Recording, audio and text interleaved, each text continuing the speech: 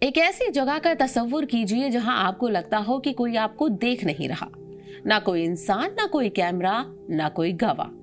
ایسے وقت میں انسان کا اصلی کردار سامنے آتا ہے، لیکن حقیقت یہ ہے کہ دنیا میں ایسی کوئی جگہ ہے ہی نہیں جہاں انسان اللہ کی نگرانی سے باہر ہو۔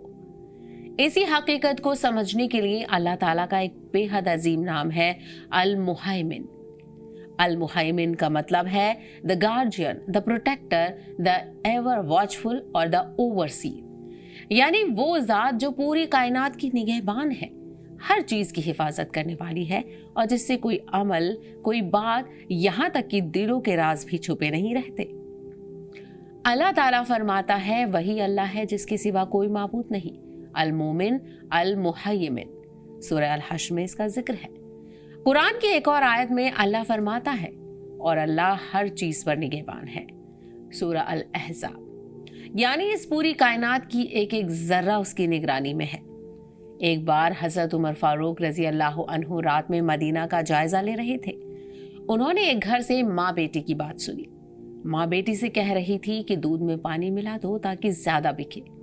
بیٹی نے جواب دیا، اگر امیر المومنین نہیں دیکھ رہے تو کیا ہوا، اللہ تو دیکھ رہا ہے۔ یہی احساس المحیمن کے نام کا اصلی اثر ہے۔ جب انسان کو یقین ہو جائے کہ میرا رب ہر وقت مجھے دیکھ رہا ہے تو وہ لوگوں سے چھپ کر بھی گناہ کرنے سے بچتا ہے۔ رسول اللہ صلی اللہ علیہ وسلم نے فرمایا، احسان یہ ہے کہ تم اللہ کی عبادت اس طرح کرو جیسے تم اسے دیکھ رہے ہو، اور اگر یہ ممکن نہ ہو تو یہ یقین رکھو کہ وہ تمہیں دیکھ رہا ہے۔ حدیث سے یہ ثابت ہے۔ صحیح بخاری اور صحیح مسلم حدیث میں یہ بتایا گیا ہے۔ یہ حدیث دراصل المحیمین کے نام کی سب سے خوبصورت تشریح ہے۔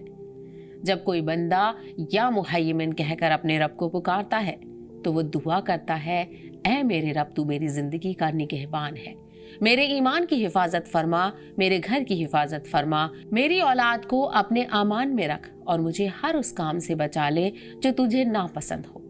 یاد رکھیے، اگر پوری دنیا آپ کو بھول جائے تب بھی ایک ذات ایسی ہے جو آپ کے ہر آنسو، ہر دعا، ہر تکلیف اور ہر امید سے پوری طرح واقف ہے۔ وہ کبھی غافل نہیں ہوتی، کبھی نہیں سوتی، اور اپنے بندوں کی نگہبانی سے کبھی پیچھے نہیں ہٹتی۔ وہی ہے المحیمن۔ اللہ تعالیٰ ہمیں اپنے اس مبارک نام کی معرفت عطا فرمائے، ہر وقت اس کے دیکھنے کا احساس دل میں زندہ رکھے، اور ہمیں ایسے اعمال کی توفیق دے جن سے وہ راضی ہو جائے۔ آمین۔